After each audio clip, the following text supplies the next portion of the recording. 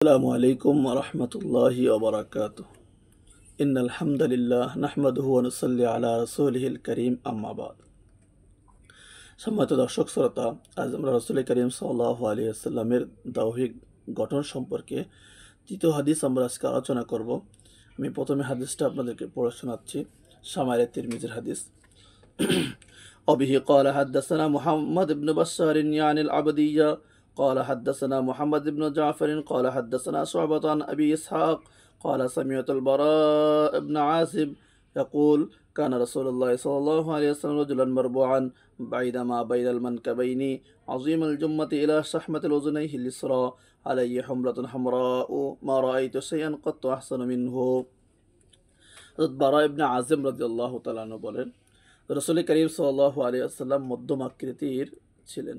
বাইদা মা বাইনাল মানকাবাইহি, তার দুই কাঁধের মধ্যবর্তী জায়গা, দুই কাঁধের যে মধ্যবর্তী জায়গা, এটা সামান্য প্রশস্ত ছিল। তা সাধারণত মানুষের যেরকম থাকে তার থেকে রাসূল করিম সাল্লাল্লাহু আলাইহি ওয়াসাল্লামের বডি বা কাঁধের অংশটা একটু প্রশস্ত ছিল, একটু বড় ছিল।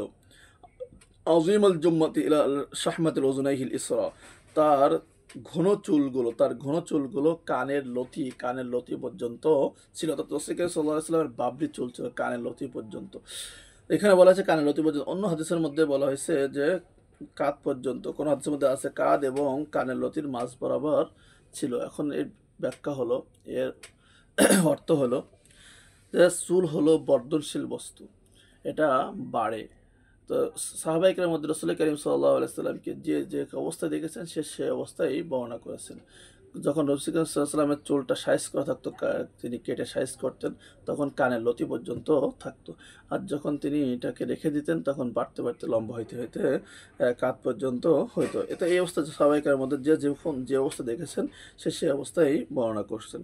এবার বলা আছে আলাইহি হুমরাতুল হামরা, ও বারা ইবনে আযিব রাদিয়াল্লাহু বলেন যে তার দেহে লাল রঙের লুঙ্গি এবং লাল চাদর তার সব থেকে শোভা পেত, অর্থাৎ সুন্দর দেখাতো। রাসূল করিম সাল্লাল্লাহু আলাইহি ওয়াসাল্লাম যদি লাল কাপড় এবং লাল চাদর পরতেন তাহলে এটা অত্যন্ত আকর্ষণীয় মনে লাগতো, সুন্দর মনে হইতো, সুন্দর দেখা যেত।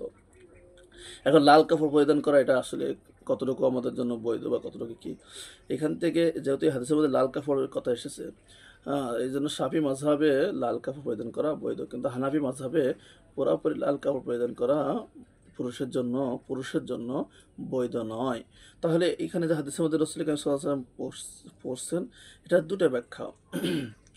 একটা হলো মোল্লা আলী কারি রহমতুল্লাহি আলাইহি, তিনি তিনি হাফেজ ইবনে হাজার আসকারী রহমতুল্লাহ বরাত দিয়ে বলেন যে রাসূল করিম সাল্লাল্লাহু আলাইহি ওয়াসাল্লামের যে লাল কাপড়ের কথা বারা ইবনে আযিম বলেছেন, এটা ছিল পুরোপুরি লাল না, এটা ছিল লাল ডোরাকাটা ইয়ামানি চাদর, ইয়ামানি কাপড়, যেটার ভিতরে লাল ডোরাকাটা ছিল, দাগ ছিল, লাল লাল রশির মতন দাগ দাগ লম্বা লম্বা দাগ ছিল, এজন্য এটা পুরোপুরি লাল নয়।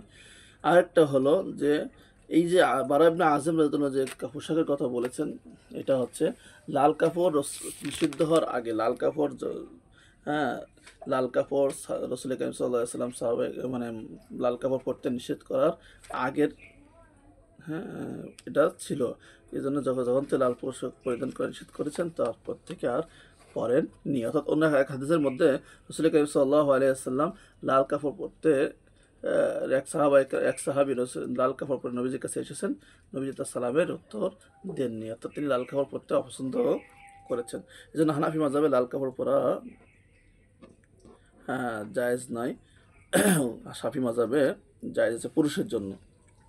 এরপরে বলতেছেন মা রাআইতু শাইআন কত আহসানু মিনহু, যে আমি রাসূল করিম সাল্লাল্লাহু আলাইহি ওয়াসাল্লাম থেকে সুন্দর আর কাউকে আমি কখনো দেখিনি।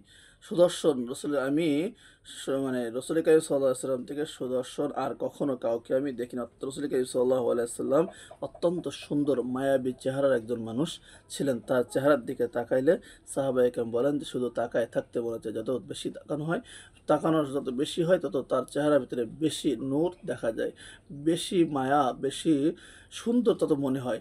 যত বেশি তাকানো হয় তত সুন্দর মনে হয়। তাহলে আজকে আমরা হাদিস থেকে জানতে পারলাম যে রসুল করিম সাল্লাল্লাহু আলাইহি ওয়াসাল্লাম মধ্যম আকৃতির ছিলেন, আর তার দুই কাঁধের মধ্যবর্তী জায়গাটা একটু মানে তুলনামূলক একটু প্রশস্ত ছিল, আর তার ঘোর চুলগুলো ছিল যে কানের লতি বরাবর পর্যন্ত। তার দাবি বলেন, হ্যাঁ, যে সাদা কাপড়টা তার সব থেকে সুন্দর মনে হইতো, আর এর থেকে সুন্দর আর কারো আমরা কখনো নবীর থেকে সুন্দর সুদর্শন পুরুষ আমরা কাউকে কখনো দেখিনি দেখিনি।